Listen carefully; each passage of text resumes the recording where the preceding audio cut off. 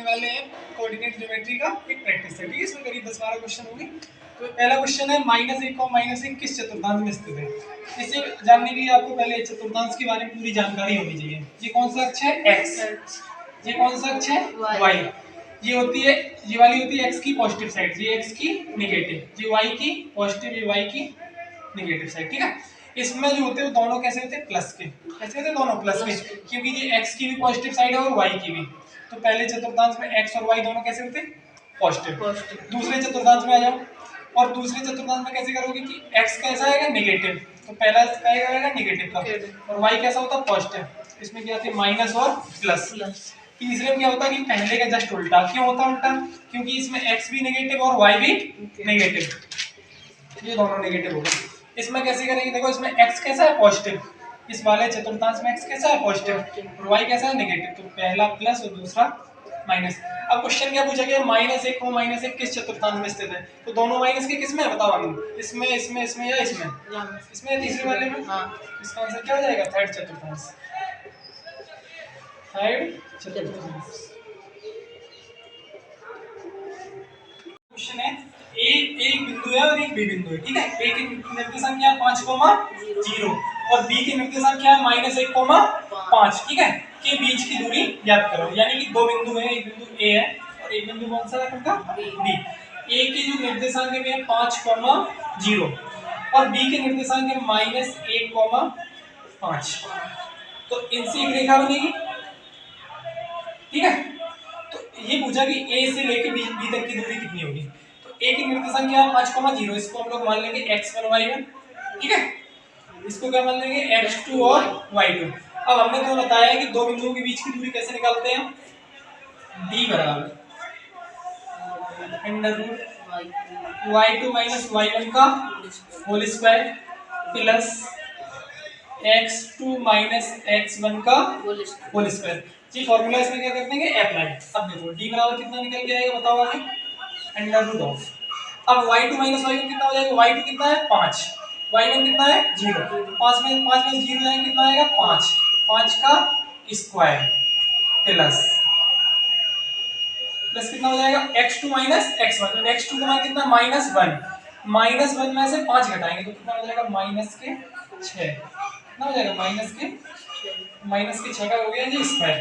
तो यहाँ से d बराबर कितना निकल के आएगा? बताओ। अंडर रूट 5 के स्क्वायर 25 माइनस 6 के स्क्वायर कितना हो जाएगा? 36। 25 से 36 कितने हो जाएंगे? 36 4 40 20 60 61। इसका आंसर कितना आ जाएगा? रूट 61। ये हो गया तुम्हारा आंसर।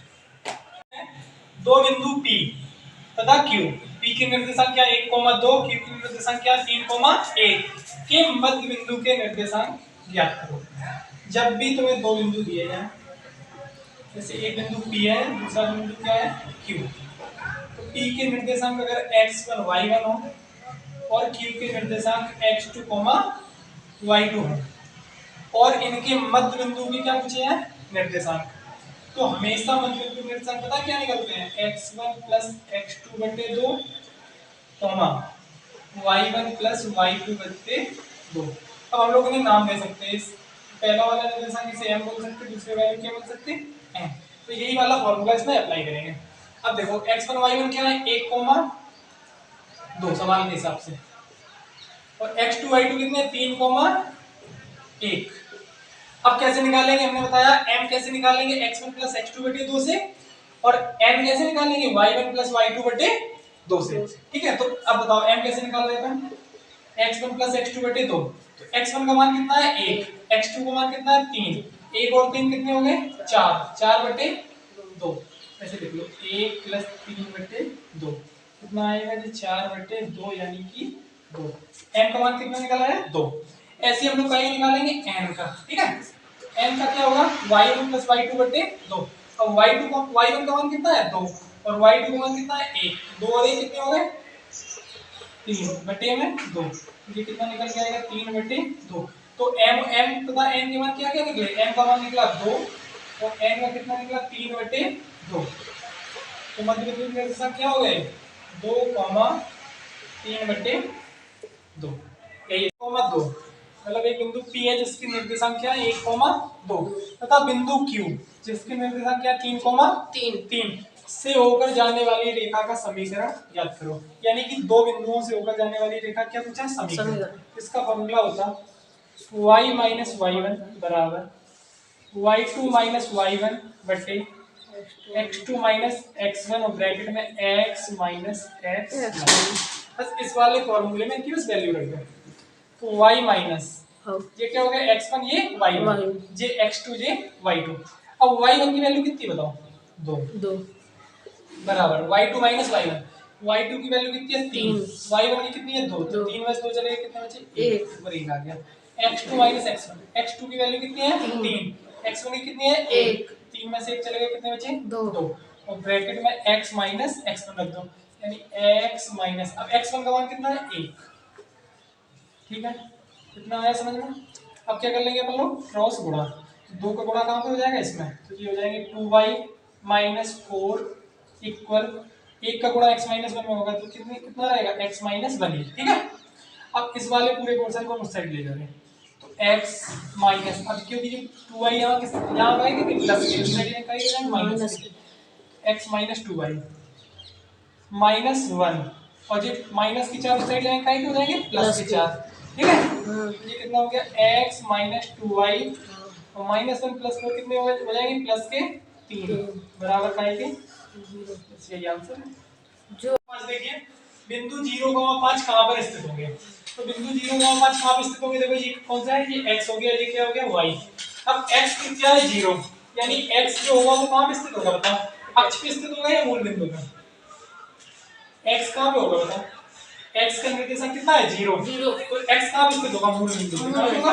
मूल बिंदु पे। और 5 कितना है? y कैसा है? पॉजिटिव। y की पॉजिटिव कहां है? यहां पे। तो ये चतुर्थांश पे स्थित होगा 0,5 या अक्ष पे? 0,5 कहां पे स्थित होगा? अक्ष पे। कौन से अक्ष पे? y अक्ष पे। अगर किसी भी क्वेश्चन में अगर x और y में से कोई एक 0 है तो वो चतुर्थांश में स्थित नहीं होता। कहां पे स्थित होता है वो बिंदु? अक्ष पे। ठीक है, तो जिस भी अक्ष पे हो, x पे या y पे, इसका आंसर क्या हो जाएगा? y अक्ष। अब दूसरा क्वेश्चन है, मतलब क्वेश्चन नंबर 6। यदि दो बिंदु a तथा b जिनके निर्देशांक क्रमशः 2,1 तथा 3,2 है तो रेखा की प्रवणता ज्ञात करो। तो जब भी रेखा की प्रवणता निकालो तो एक फार्मूला होता है m बराबर y2 माइनस y1 बटे x2 माइनस x1। क्या होता है फॉर्मूला? m बराबर y2 minus y1 upon x2 minus x1। अब x अब ये निकालेंगे कैसे? x2 और y2 और x1 और y1 कैसे निकालेंगे? ये क्या है? x1, ये क्या है? y1, ये क्या है? x2 और ये y2। अब मान रख दो बस सीधे सीधे। और y2 का मान कितना है? 2, y1 का 1 तो 2 माइनस 1 बटे क्या जाएगा? x2 minus x1। x2 का मान कितना है? 3। 3 में से 2 चले गए कितने बचे? 1। तो m बराबर कितना निकल गया है बताओ? 2 में से 1 बटे में 1 यानी n की वैल्यू कितनी आ गई? 1। इस सवाल की प्रवणता क्या हो गई? 1। तो जब भी प्रवणता निकालना हो क्या फॉर्मूला होगा? m बराबर y2 minus y1 upon x2 minus x1 बस x1 y1 ये x2 y2 ये m का मान कितना आ गया? 1। साथ में एक बिंदु a जिसकी संख्या 5,2 है तथा रेखा की प्रवणता 3 का है तो रेखा का समीकरण ज्ञात करो। अभी तक क्या होता है सवालों की दो बिंदु होते थे। ठीक है, तो दो बिंदु जब दिए तब रेखा का समीकरण पूछा था। अब इसमें बिंदु कितना दिया? 1 और क्या दी गई है? रेखा की प्रवणता। तो जब एक बिंदु और रेखा की प्रवणता दी है तब रेखा का समीकरण क्या होता है? y माइनस y1 बराबर m ब्रैकेट में x माइनस x1।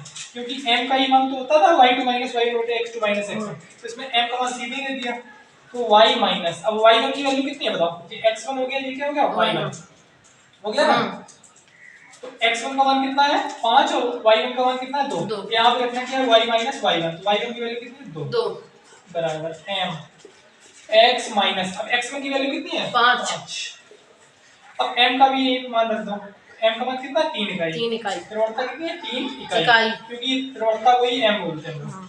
तो y माइनस 2 बराबर 3 का गुणा कितना हो जाएगा इसमें? x में 3x माइनस 3 का 5 में होगा माइनस 5 में कितना हो गया? 15। अब इस वाले को पूरे उस साइड ले जा रहे हैं। ठीक है, 3x माइनस y माइनस 15 जो माइनस के दो साइड जाएंगे क्या हो जाएंगे? प्लस बराबर 0। तो कितना आ जाएगा? 3x minus y minus 15 plus 2 कितना हो जाएगा? माइनस के 13 बराबर 0। तो इसका समीकरण हो गया दो बिंदु 3 इसके निर्देशांक क्या? 5,2 तथा ये कौन सा बिंदु है Q, जिसके निर्देशांक 6,3 है, तो tan थीटा का मान ज्ञात करो। अब देखो तुम्हें बताया कि m बराबर क्या होता है, y2 माइनस y1 बटे x2 माइनस x1। तो सबसे पहले हमें m का मान निकालना पड़ेगा, क्योंकि जो m होता है वो बराबर होता है tan थीटा के। m का बराबर होता है tan थीटा के। तो सबसे पहले हम लोग m की वैल्यू निकालेंगे। तो m बराबर ये क्या है x1, ये y1, ये x2 है, ये क्या है y2। अब घटा दो y2 में से y1, तो 3 में से 2 कितने बचे 1, बनेगा क्या x2 माइनस x1। x2 का मान कितना है 6, 6 में से 5 चले जाएंगे, कितने बचेंगे 1। तो m की जो वैल्यू निकल के आई वो कितनी निकल के आई 1। अब हमने बताया कि m का बराबर होता है tan थीटा के, m की जगह हम tan थीटा रख सकते हैं।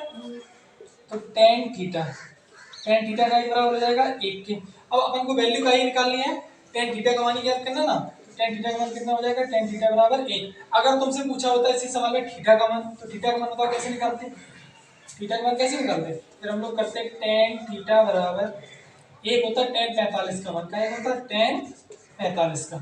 अगर इसकी हम इससे तुलना करते हैं तो थीटा का बराबर निकल गया था 45 डिग्री, ठीक है। अगर थीटा का मान पूछा होता तो अगर केवल tan थीटा पूछा तो कितना आ जाएगा 1। यदि x ग्रेटर देन 0 तथा y ग्रेटर देन 0, तो x तथा y से घिरा क्षेत्र किस चतुर्थांश में स्थित होगा।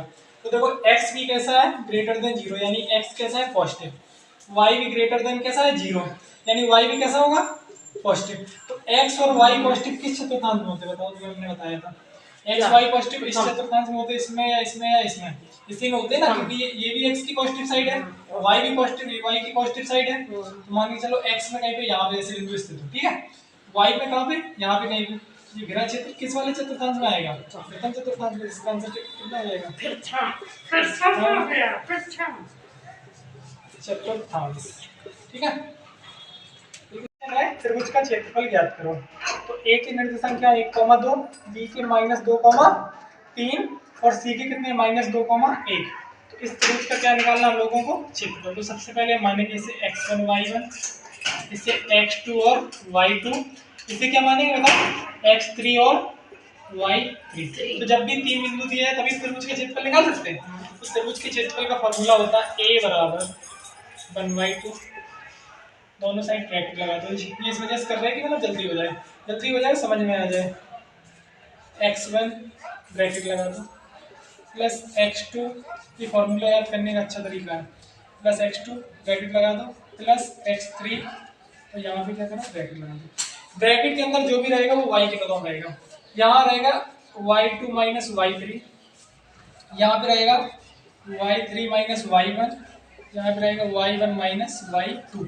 अब इससे भी याद करने की एक ट्रिक है, क्या 23, 31, 12। यहाँ पे 23, 31 और 12, देखो कैसे। 23 का मतलब है y2 माइनस y3, 31 का मतलब है y3 माइनस y1 और 12 क्या मतलब है y1 माइनस y2। और यहाँ पे बीच में क्या रहेगा इनके प्लस रहेगा, ठीक है।